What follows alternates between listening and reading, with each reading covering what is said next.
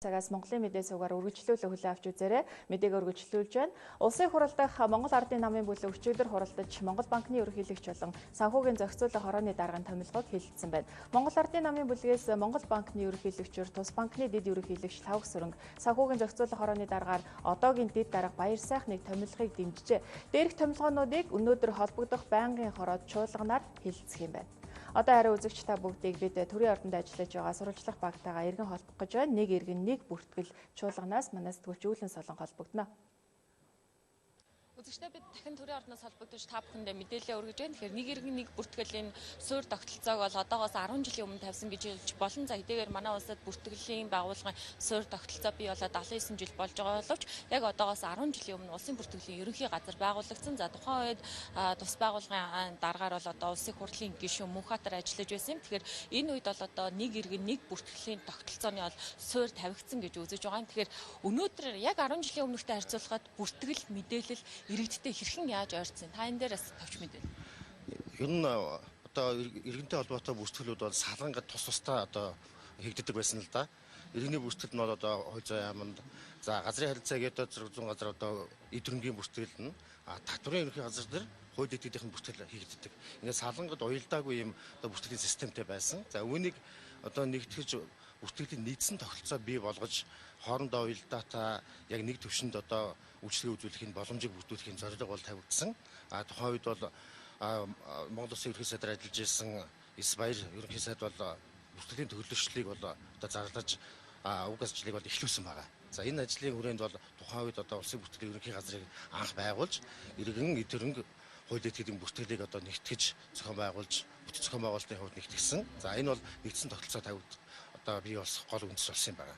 За энэ үүднээс улсын бүртгэлийн ерөнхий хууль бол бас тухайн үедээ 2009 онд анх батлагдсан гараад одоо 10 жил болж байна. За энэ 10 жилийн хугацаанд бол улсын бүртгэлийн нэгдсэн тогтолцоотой болсноор одоо төрийн үйлчилгээ тэр дотроо одоо бүртгэлтэй холбоотой үйлчилгээ одоо бас хэрхэн өөрчлөгдсөнийг бас иргэд маань өөрсдөө сайн мэдж байгаа хаа гэж бодож байгаа. Одоо ялангуяа бүх бүртгэл маань бол бүх иргэдэд шинжилэн бүртгэгдсэн. За тэр шинжилсэн бүртгэл нь бол одоо биеийн давхцахгүй үйлдэл буюу одоо хорооны хэн дээр суурилсан. За ингэхээр бол одоо уг бүртгэл бол одоо хүнтэйгээ шууд уялдчихж байгаа. За энэ бол олон улсын хэмжээнд ч гэсэн одоо хамгийн өндөрт үзэгдэх одоо ийм үзүүлэлт байх. Ер нь бусад улс орнуудад бас хамгийн одоо 13-ных нь хийгэр хийж чадсан улс бол одоо Монгол улс байгаа. Бусад улс орнод үргэлжлээд явагдаж байгаа, хийгдэж байгаа ийм үзүүлэлт байгаамаа. Тэгээд энэ шинжилсэн бүртгэл дээр үндэслээд цахим өргөний өмнөхтэй болсон тийм ээ. За энэ өргөний өмнөхний одоо ач тусыг бол манайхан мэдж байгаа. Одоо төрийн үйлчлэгээ бүгд цахим болоод явж байна. За энэ хугацаанд хийгдсэн гол ажлууд бол одоо нийтдээ энэ 150 сая орчмын одоо цаасан баримтууд бол цахим болсон. За энэгээр төрийн үйлчлэгийг бол одоо цахимаар өгөх боломжууд бүрдэж байна. Одоо 23 төрлийн одоо үйлчлэгийг одоо цаг хугацаанаас хамаарахгүйгээр хэдэн цагт хизээж хаанаас ч одоо орон зайнаас үл хамааран авах боломжтой болсон. Бүртгэлийн мэнгэд энэ сайтаар нь ороод авдаг. Түүнийг нь QR кодоор баталгаажсан юм одоо баримт гарч ирдэг болсон шүү дээ. За энэ бол цаашдаа 23 төрлийн одоо үйлчлэгийг цаашиж бас нэмэгдэнэ. За энэ мэдчлэн ингээд цаашдаа бол энэ одоо цахим үйлчлэглүүд одоо явж байна л да. Одоо үйлчлэгээ нэвтрэхээрээс дагаад аюулгүй байдлын асуудал хөндөгддөг л дөө. Тэгэхээр энэ чиглэлд юу нас ямар одоо ажил давхар хийгдэж явж байгаа.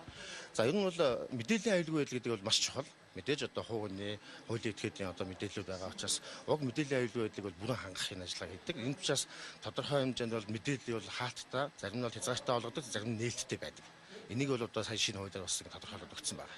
Нэг хэсэг манайхан Монгол улсын 30 гэр бүлэл одоо хамаг баялагийг нь эзэмшиж байна гэдэг асуудал хүндсэн. За тэгэхээр улсын бүртгэлийн багц хууль хэрэгжсэн хүрээнд бол бүх мэдээлэл ил тод нээлттэй болсон гэсэн бас нэг гол давуу тал байгаа шүү дээ. Ер нь одоо ингээд хуулийн этгээдийн бүх мэдээлэл чинь хуучин өөрсдөө очиж давлгаа авдаг байлаа шүү дээ. Одоо бол та бүхэн бүх мэдээллийг үзэх боломжтой болсон. Бүх одоо хуулийн этгээдүүдийн мэдээлэл ил байгаа. Түүнд нэрээ оруулаад хайгаад авах боломжтой. Мөн өөрийнхөө мэдээллийг бас үзэх, бусад мэдээллүүдийг үзэх боломж нь бол нээгдсэн байж байгаа. 10 жилийн өмнөхтэй харьцуулахад маш их ахиц дэвшил гарсан байна. Гэхдээ дараагийн 10 жил, магадгүй 20 жил хийх гол ажлыг та яг энэ байгууллагыг анх удирдах байсан хүний үед хэрхэн харж байна? За одоо 10 жилийн өмнө гэдэг бас их богино хугацаа юм. Тухайд одоо бүртгэлийн ерөнхий газрыг анх байгуулж бас дараагаар нь ажиллаж байсан тэр үеэс одоо харьцуулахад бол мэдээж томоохон дэвшлүүд хийгдсэн. Цаашид ер нь бүртгэлийн гэлтгүү цаашдаа бол энэ төрийн захиргааныхаа шинтгэлийг дагаад төрийн үйлчлэгээ бас ингэж шинжлэгдэж шинжлэх энжийн хан дээр явах хэрэгтэй гэж бодож байгаа. За мөн цахим шинжилэл гэдэг бол мэдээж том зорилт одоо үнэгээ хийж байна. А цаашдаа бол одоо хиймэл оюун ухаан суурилсан ийм бүртгэлийн системүүд одоо бус тусад ашиглаж эхэлж байгаа. За үүнийг бол одоо үүндэл одоо бид явуулсан ийм томоохон зорилт тавьж одоо ажиллах хэрэгтэй гэж бодож байгаа. За. Зөвхөн Монголын мэдээ суваг та бүхэндээ төрийн ордонд олж байгаа нэг иргэн нэг бүртгэл хилцүүлэхээс мэдээллийг хүргэлээ. За хэсэг хугацааны дараа бас холбогдож та бүхэндээ илүү дэлгэрэнгүй за иргэдийн амьдралд хэрэгтэй мэдээлэлээс хүргэх болно. Төрийн ордноос манай сурвалжлах баг мэдээллийн үзэгч та бүхэнд хүргэлээ. Яг одоо бид нийслэл хотын төв хэсэгт байрлах хан гард студиудтэй холбогдох гэж байна. Манай нэвтрүүлэгч Гантигма зочинтой ярилцсана. Үзэгчдийнхээ өдрийн амгалан айлтгая. Хан гард студиуд зочин маань ирээд байна. Өнөөдрийн зочин нийслэл